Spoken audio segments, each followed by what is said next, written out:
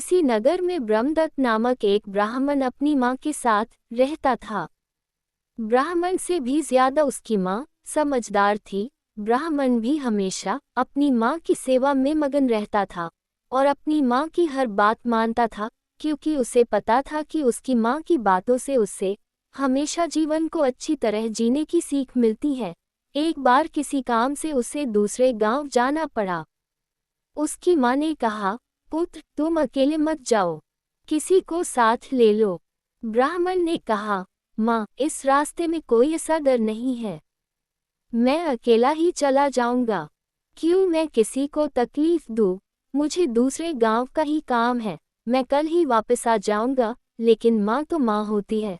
ब्राह्मण की बातों से उससे तसल्ली नहीं हुई, इसलिए चलते समय उसकी माँ एक केकड़ा पकड़ लाई और बोली, तुम्हें जाना ही है तो जाओ, लेकिन इस केकड़े को साथ ले जाओ। एक से दो भले, समय पड़ने पर तुम्हारे ही काम आएगा।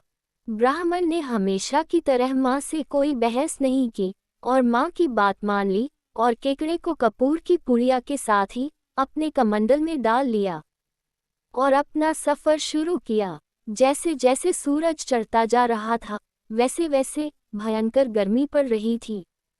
परेशान होकर ब्राह्मण रास्ते में एक पेड़ की छाया में लेट गया और उसे नींद आ गई। उसके सो जाने पर उस पेड़ के बिल से एक सांप निकला। वह ब्राह्मण के पास आया तो उसे कपूर की गंध आने लगी।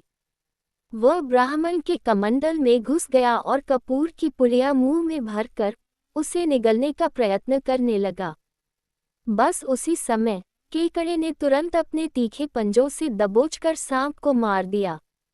ब्राह्मण की आंख खुली तो वह हैरान रह गया। कमंडल के पास ही मरे हुए सांप को देखकर वह समझ गया कि केकड़े ने ही सांप को मारकर उसकी जान बचाई है। उसने सोचा, अगर मैं माँ की आज्ञा न मानता और उस केकड़े को साथ न लाता तो आज मेरी जान नहीं बचती। इस कहानी से ये सीख मिलती है कि बड़ों की बात हमेशा माननी चाहिए और सफर का साथी कोई भी हो, समय आने पर सहायक होता है। और तो और यात्रा में कोई दुर्बल व्यक्ति भी साथ हो तो वह समय पर सहायक होता है।